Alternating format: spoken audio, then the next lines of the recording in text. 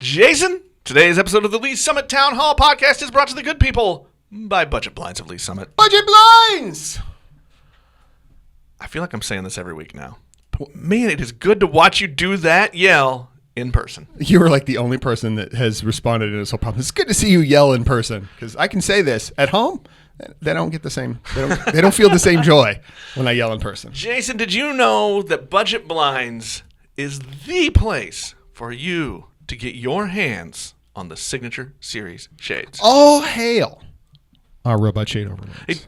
Why, Jason? Why are those Signature Series shades so important? Well, number one, they are high quality shades. Like on their own ground, just on them, they're high quality shades. But the coolest part is that you can operate them remotely. So like you and I, Nick, I think we've been fairly clear that our brain includes a significant dollop of laziness. Maybe 3 dollops.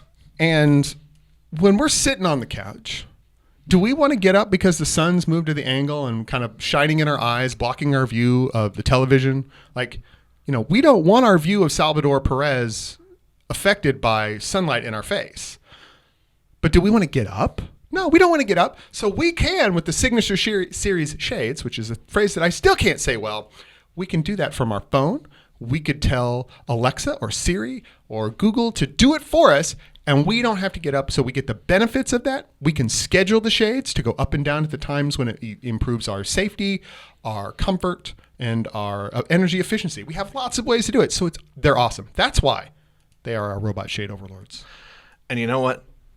You can see them, and you can get those shades right in the heart of our city in downtown Lee Summit.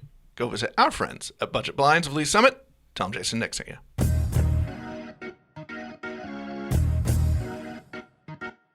Hello again and welcome to Lee Summit Town Hall, a weekly podcast about what you can do to make a difference. I am Jason Norbury, and as always, I am joined by a man who is a 6-time All-Star in my book. Oh, wait, no, I don't have the All-Star tats. You don't have the tats that Salvi does? It's Nick Parker, the publisher of Link to Lee's Summit. I should get the All-Star tats. I mean, look, in my heart, you're an All-Star every year. Aw, shucks. So you've been married now for what, 22 years, something like that? This will be year 22. All right, so how many All-Star tats do you get from your years of marriage? Well, 23. I mean, look, we know Mrs. Link to Lee Summit's gotten all 22. Her arm is tattooed all the way up. I'm a catch, man. I'm a catch.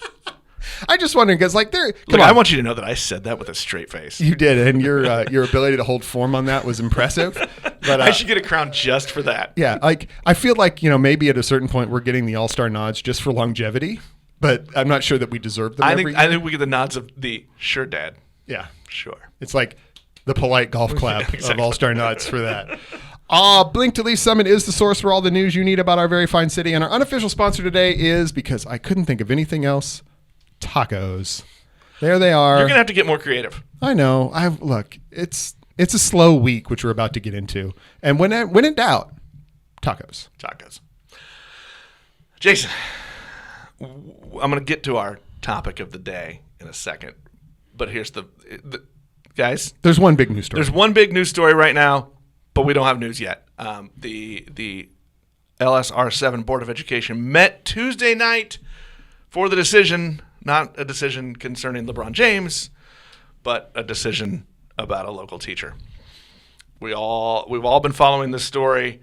Here's the thing, folks. We got to remember the district has 72 hours to make that decision public, whether or not they are going to support Dr. David Buck's decision to terminate teacher and football coach Joe Oswald, or they can vote to reinstate him.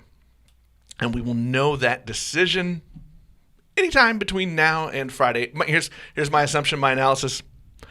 We'll know on Friday. News dump on Friday, and I think for whatever reason, they have opted to take things out as far as possible every step of this process. Right. They're maximizing the chance. When they held the meeting yesterday, that was the last possible day they were allowed by the law, by the State Tenured Teacher Act. That was the last day available. They were allowed to have it post public hearing, and Friday will be the final day they have to make that announcement. I'm guessing that's when we're going to hear. Yeah. Well, and I mean, look, if you are in the message management business, that's when you wait till that last second to where you get that 2 or 3 day buffer of the weekend to let the news kind of blow up and die down, and then you can kind of sift through it come the next week. And you know where you can go to get that announcement, to get that news? You can go to the only 100% local news source in Lee Summit, because you deserve it. You can go to Link to Lee Summit. We'll have that news as soon as it's available. There you go. All right. So now that we're to this pesky little story that like everybody wants to actually know about and talk about and think about and analyze and all that, that's fine. That's all good. Are you ready? Are you ready for this? Let's nerd out. Are you ready for today's topic? I'm ready. This is just for Jason. I have my pocket protector. But I think there's a reason behind letting you put on your nerd hat. Yeah. Yay, nerd hat. We have off and on through this podcast, we've talked a lot about developments as the proposals come and go and new developments start in town. We talk a lot about public incentives, about TIFs and tax increment financing and other things. This is a good time, based on what was on the docket, the agenda for last night's city council meeting. This is a good time, I think, Jason, for us to revisit it, because there were 3 items on that. 2 are expiring TIFs, which I'm gonna ask you about here in a second, and 1 was a new development project with some other public incentives involved. So, Jason, we always talk about when the TIFs are formed, when these incentives are given out to developers to bring stuff in, but we don't always talk about when they end. And I think that's probably a good thing for us to bring up, because what that means is now with these, oops, I just broke the cardinal rule and punched my microphone.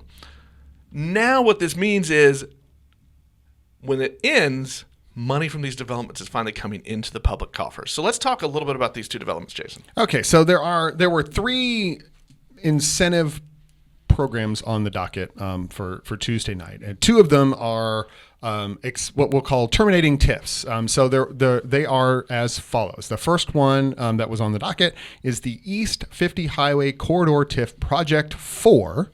So there was more than one piece to this incentive package, but this is the project 4. For those of you who do not speak fluently Summit TIF, that is the portion of it that was for the development of the Price Chopper, the Johnny's Tavern, and those developments there at 50 Highway and Todd George. That was done in 2013. I was actually sitting on Planning Commission when those developments were coming through.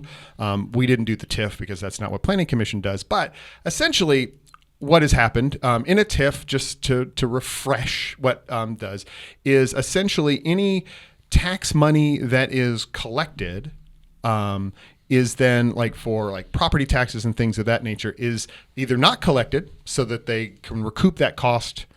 Developers can recoup that cost to help complete certain improvements. Often they have to be public. Most of the time they have to be what we call public improvements, but that definition, as we'll get to in a little bit, for the public good, can be a little bit broad.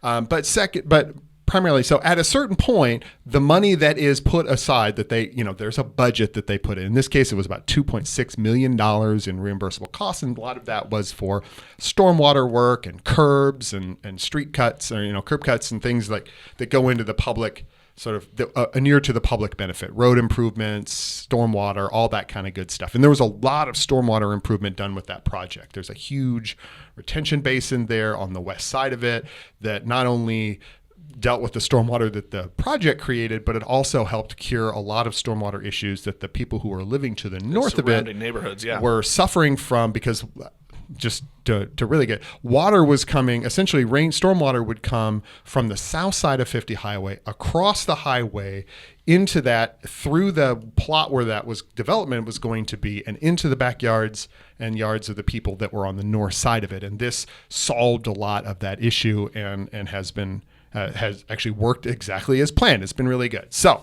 anyway, they collected over time. So the developer has collected this $2.6 million in reimbursable costs over time. So now that has been done, the city has, they put their paperwork in, they've done all this stuff.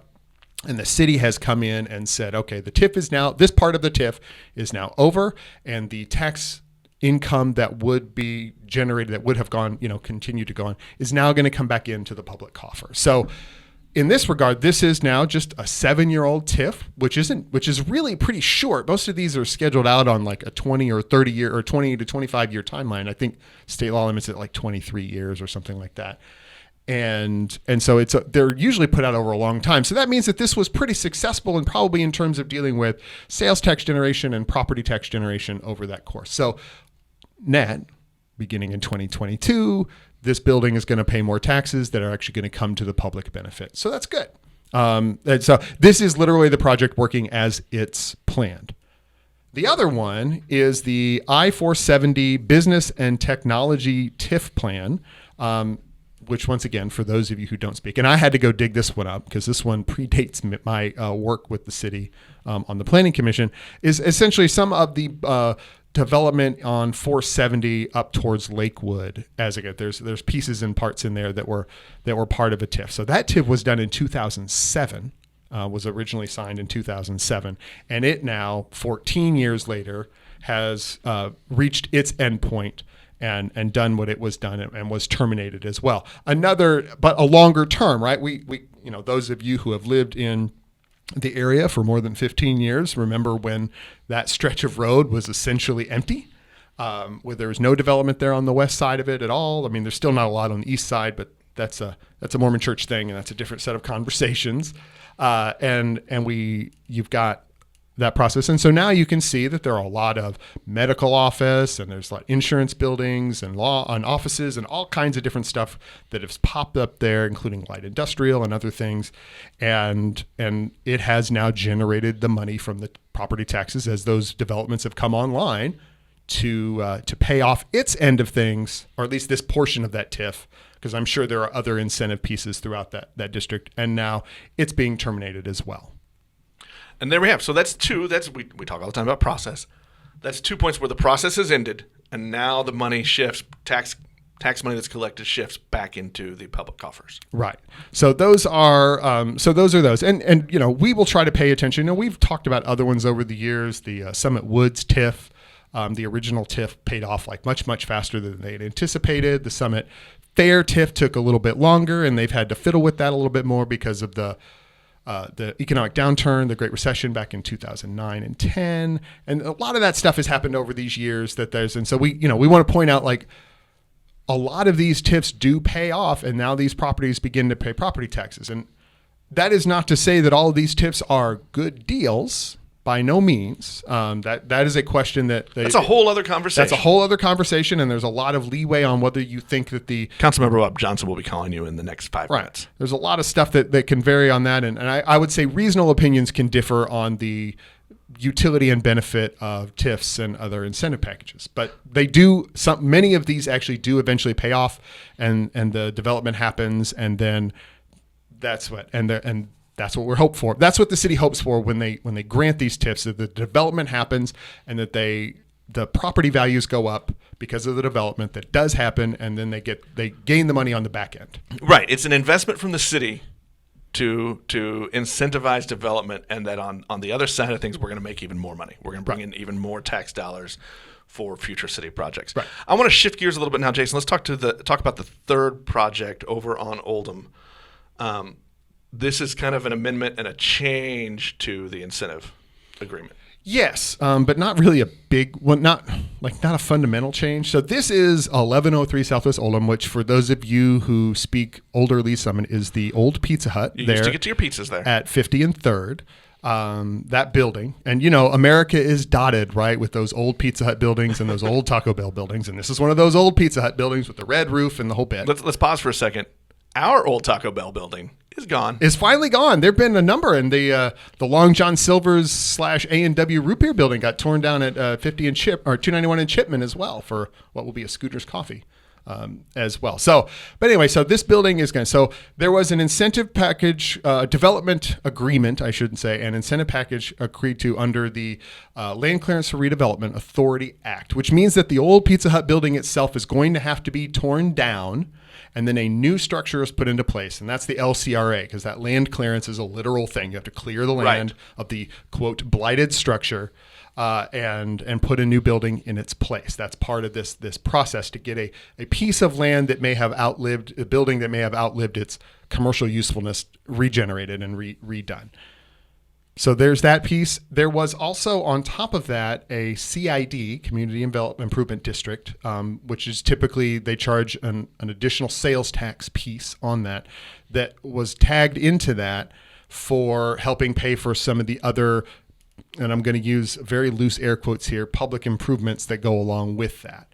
So what's happened, or what came up in front here is a clarification or amendment on how the dollars for the CID as they're generated will be distributed. And it's a few $1 million. And like I said, I don't want to go into the whole big messy details on it, but there are things there. Now I have opinions on the use of CIDs for projects like this, but we're going to put that aside because we'll deal with those. But what has happened is this is an amendment to one that was really just passed in February to help redevelop this land. That was, okay, we're clarifying the numbers. We now have better idea on what the costs are going to be and how they're going to be distributed. And they've negotiated that with the city. And this is what's been put forth in front of the council. So it's not a fundamental change to the incentive packaging. It's just more of a clarification or putting actual numbers in front of more of a general project before. All right. Well, that is just a quick look in what we like to follow, how public dollars are being spent, how those incentives work. So thanks, Jason, for putting your pocket protector in. Anytime, man. And giving us some of that nerdy explanation. I know not everybody loves it, but I think it is even if just an overview, I think it is important for all of us to know how those work and that this is a little bit of how your tax dollars are being spent to encourage and bring in other development. Right. And it's good to see that, that sometimes they work in the way that it's intended. I think that a lot of times there are blanket statements about incentive policies and that it's not always a good thing, or they never end and the city never, the people never get a return. I believe actually we had a comment by our current mayor when he was running that they never pay for themselves. They never are a good thing. So, but I'm not agreeing or disagreeing. We're just putting those numbers out. Yeah, and I think, look, we can have a future episode where we talk about judging, how you judge whether or not they did the things they said they were going to do. But I think it is as important to talk about when these development deals start that we also need to talk about when they end. The length of time is important. There have been some that have paid off quicker than the planned amount of years. And all of a sudden that money turns and starts coming back into the public sphere of things. So I think it's important that we note these, and maybe we should make a note and come back and have an episode sometime in the near future where we talk about how do you actually judge these incentive packages and whether or not they do the things they say they're going to do. That's a future episode. Jason, I think that's it. We're going to wrap it up for this week. We are all going to stay tuned with the school district to see what the Board of Education's decision was as it relates to Dr. Buck's decision to terminate a teacher. As soon as that decision is announced, we will push it out to the people. That's it. We'll talk to everybody next time.